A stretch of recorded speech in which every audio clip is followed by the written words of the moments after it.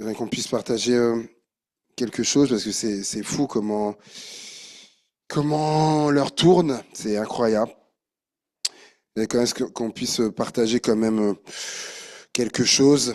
Euh, alors, et là c'est dans toujours, hein, comme je dis, dans le livre des Actes, hein, chapitre 10. Ah, comme c'est sur mon tel, ça risque de faire.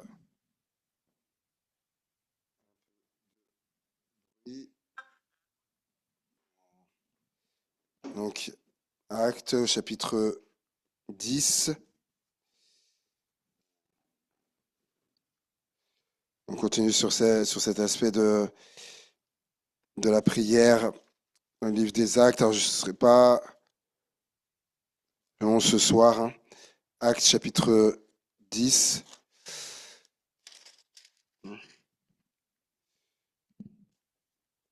Voilà, les versets. Pourquoi il m'a mis ça? Ouais, c'est ça, Acte 10, à partir du verset premier. Il y avait à Césarée un homme nommé Corneille, centenier de la cohorte dite italienne. Et cet homme était pieux et craignait Dieu. Avec toute sa maison, il faisait beaucoup d'aumônes au peuple et il priait Dieu continuellement. C'est juste comment dirais-je, euh, une réflexion ce soir, là, une pensée que j'aimerais voir du coup avec vous. J'aime bien ça. Quand il est dit, ce qui m'a interpellé, et il priait Dieu continuellement. Euh, Cet homme-là, qui est un centenier donc de la cohorte italienne, donc un Romain, mais qui est pieux, qui craint Dieu, et il dit qu'il priait Dieu continuellement. C'est-à-dire que il était déjà dans vous savez, plus tard, l'apôtre Paul, il enseignera, il nous dira de prier sans cesse, de prier sans cesse. Et lui, il était déjà dans ça, même bien avant que Paul enseigne ça, lui, il le vivait déjà. Et il est dit que vers la 9e heure du jour, il vit clairement dans une vision un ange de Dieu qui entra chez lui et qui lui dit Corneille. Les regards fixés sur lui et saisis des fois, il répondit Qu'est-ce, Seigneur? Et l'ange lui dit Tes prières et tes aumônes sont montées vers Dieu, non, devant Dieu, et il s'en est souvenu. Et déjà juste de vous dire que donc il vit clairement en vision. Je ne sais pas si tout le monde est bien au clair avec ça par rapport aux visions. Certains disent est-ce que c'est bien vrai, c'est réel, c'est pas. Je vous dis ça parce que des fois dans certains milieux chrétiens, certains sont un peu des doutes sur les visions, les trucs, tout ça. Mais pourtant c'est écrit là et c'est dit dans Acte 2:16 qui reprend Joël, hein, le prophète Joël. Mais c'est ici ce qui a été dit par le prophète Joël. Dans les derniers jours, dit Dieu, je répandrai de mon esprit sur toute chair. Vos fils et vos filles prophétiseront, vos jeunes gens auront des visions et vos vieillards auront des songes. Donc, c'est clair, c'est très clair. Et c'est Dieu qui a parlé à travers Joël. Voilà ce que je vais faire dans les derniers temps. Je vais répandre mon esprit sur toute chair. Il y aura voilà des visions, des songes, etc. Et juste de noter la différence entre vision et les songes. Une vision, c'est de voir quelque chose, mais en étant éveillé en fait. La vision, c'est que je suis éveillé. Le songe, c'est lorsque je dors. Voilà, c'est la différence. Elle est là, c'est très simple. La vision, c'est que je suis éveillé, je vois, et je vois. Et le songe, c'est pendant que je dors. Et il va lui dire, tes prières et tes aumônes sont montées devant Dieu et il s'en est souvenu. Ça, c'est un rappel qui fait du bien de savoir que Dieu se souvient de nos prières. Dieu se souvient de tes prières. Il s'en souvient. Ces prières qui sont montées vers lui. Et par contre, ce que Corneille a demandé à Dieu, ça on le sait pas. Il nous est pas dit. Il dit juste tes prières ont été entendues. Dieu, il dit je viens de la part de Dieu. Hein. Il dit tes prières, il les a entendues, elles sont montées et il s'en est souvenu.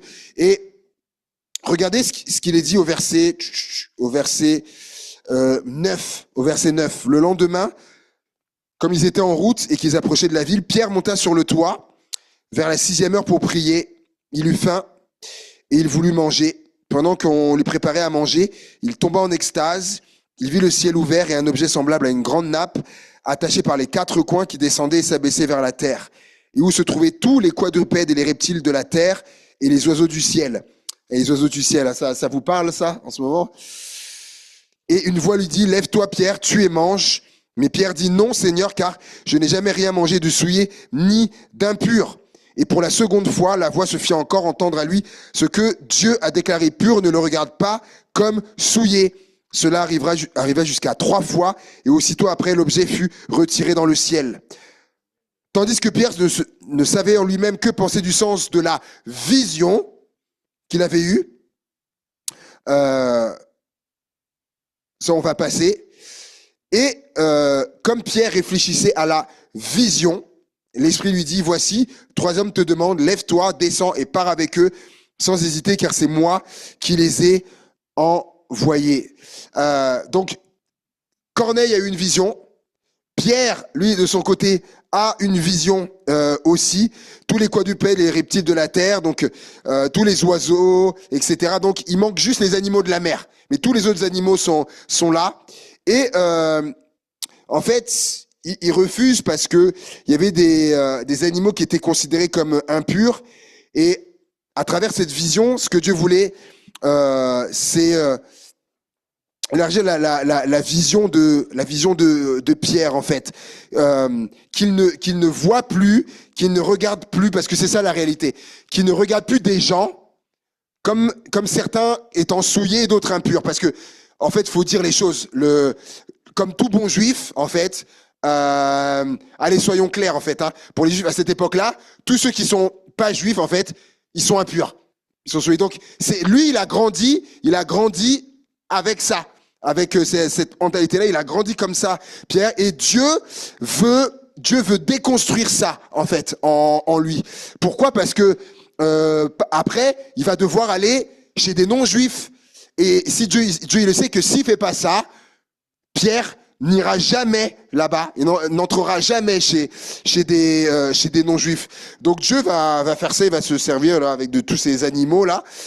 Vous savez, voilà, Dieu parle, Dieu il agit aussi, il parle à travers les animaux, tout ça.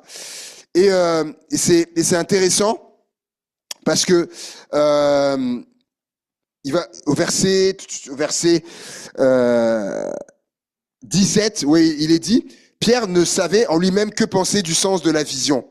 Un jour, on était encore à l'église d'Amiens.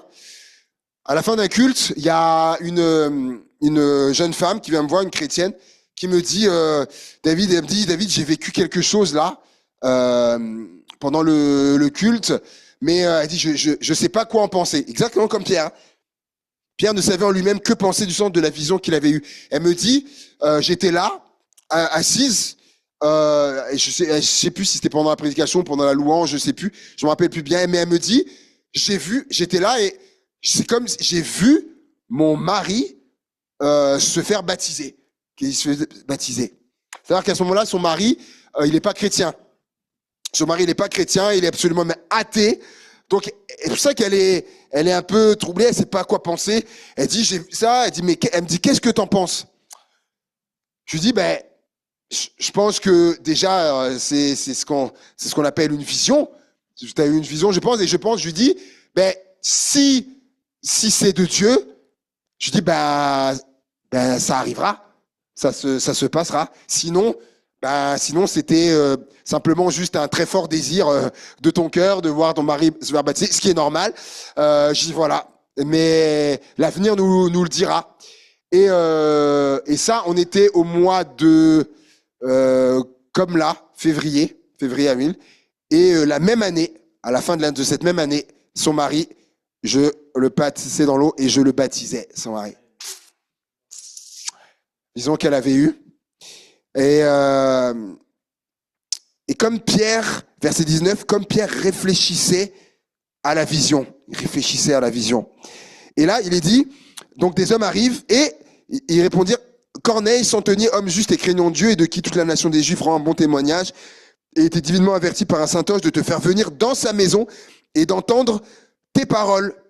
Pierre donc les fit entrer et les logea. Alors ça, mes amis, rien que ça là, c'est C'est extraordinaire. Peut-être, en fait, on le réalise pas en lisant ça, mais c'est extraordinaire. Pierre qui les prend et qui les fait entrer chez lui. Mais avant l'expérience de la vision, s'il n'y avait pas eu ça, jamais ils auraient fait entrer chez lui des impurs, chez moi. Jamais ils auraient fait.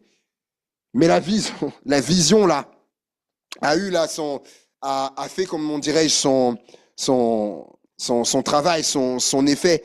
Et il dit donc du coup, le lendemain, il se leva et partit avec eux. Quelques-uns des frères de Jopé l'accompagnèrent, ils arrivèrent à Césarée le jour suivant. Corneille les attendait et avait invité ses parents et ses amis intimes. Lorsque Pierre entra, mais ça aussi, hein, on réalise pas, hein, mais Pierre qui entre, il entre chez un non-juif, quoi.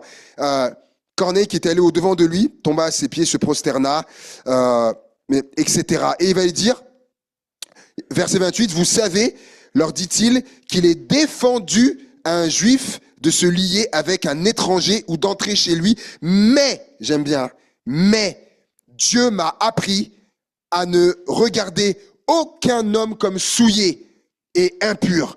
C'est pourquoi je n'ai pas eu d'objection à venir puisque vous m'avez appelé. Voilà.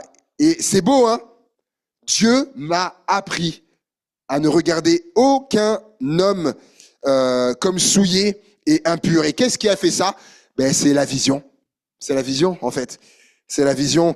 Et j'aimerais même vous dire, terminer avec ça, que, en fait, les visions, les visions, elles ont un but, en fait. Elles ont un but. Là, le but de Dieu, c'est qu'ils puissent, après, aller chez Corneille. Il y avait la famille, les amis. Vous connaissez l'histoire. Après, il va prêcher.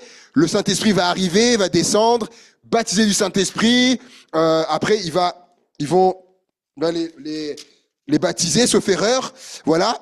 Pierre va dire, alors peut-on refuser l'eau du baptême à ceux qui ont reçu le Saint-Esprit aussi bien que nous? Et il ordonna qu'ils soient baptisés au nom du Seigneur, sur lequel il le prièrent de rester quelques jours auprès d'eux.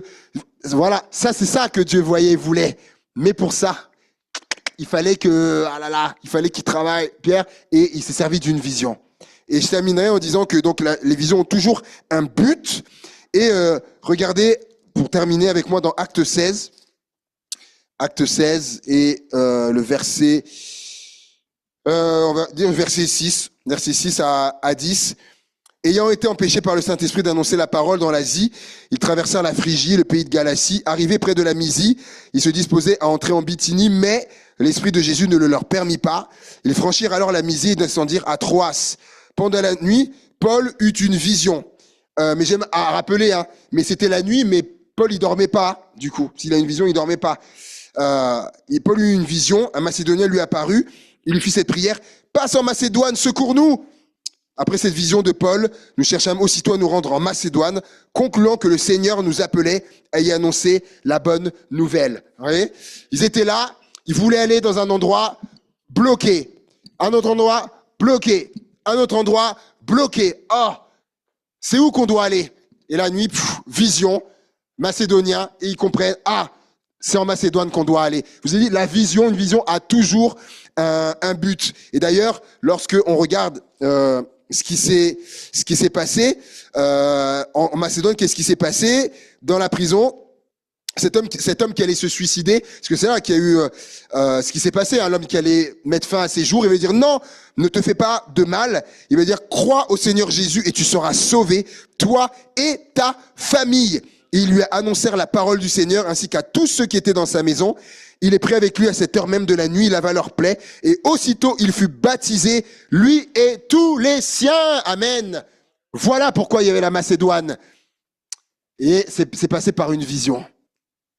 Et je conclurai en dans ce témoignage, le pasteur avec qui j'ai commencé qui m'a formé, mon premier stage pastoral, lorsqu'il a commencé l'église, une église qu'il avait, voilà, ils avaient un petit local, et voilà, l'œuvre a grandi, les gens arrivaient, etc. Ils étaient à l'étroit, il y avait tellement de monde et tout, qui recherchaient du coup un autre local. Et puis un jour, là, il a une vision. Il a une vision. Il voit il est comme dans un local qui est bien plus grand. Et il voit, les murs sont de telle couleur, etc. Il y a des détails particuliers. Et puis là, il comprend que, et même là, depuis un moment, il disait, il faut que je recherche un nouveau local et tout. Là, pour lui, c'était la confirmation. Et donc, il se met à rechercher des locaux, tout ça, il visite des locaux. Et puis, quand il faisait les locaux, il s'est dit, non, je vais pas oublier la vision que j'ai eue. Quand il voyait les locaux, tout ça, il voyait, non, c'est que c'est pas là. Il voyait un autre local, il faisait la visite, il n'y avait pas non, c'est pas ça, c'est pas ça. Il en a visité je sais pas combien. Et un jour, il visite un local, et là, il entre. Dès qu'il entre, déjà, il voit la couleur. C'était comme dans la vision. Il voit. Puis, il y a un détail qu'il y avait, que la personne qui faisait visiter lui dit, ah oui, puis il y a un détail, il y a ça.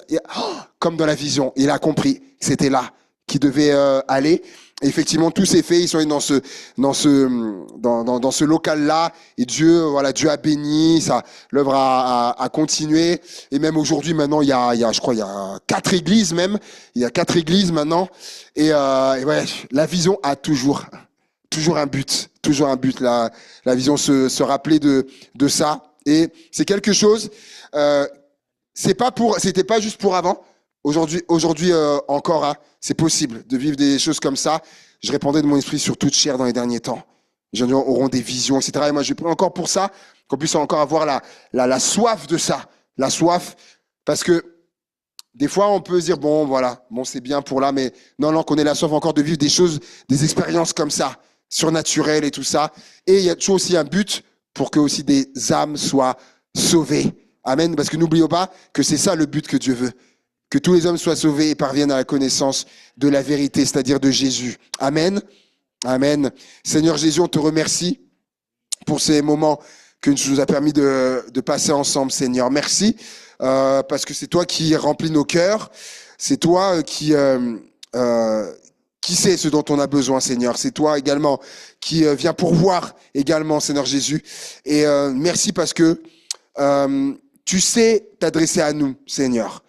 Et merci de continuer de faire ton œuvre en chacun de nous, Seigneur. Et tout ça pour ta gloire et ta gloire seule. Et viens encore arracher tous ceux qui sont aux griffes de l'ennemi. Viens les arracher des griffes de l'ennemi, Seigneur mon Dieu. C'est ma prière au nom de Jésus. Amen. Amen. Amen. Que le nom du Seigneur soit béni. Amen. Et qu'encore cette semaine, que le Seigneur encore soit avec chacun de vous, là où vous alliez, que le Seigneur vous accompagne et que le Seigneur se serve de vous partout où vous allez cette semaine. C'est ma prière. Amen. Voilà, que soyez bénis. Donc vendredi, c'est une prière. Donc jeudi, c'est à Saint-Chamond. Vendredi à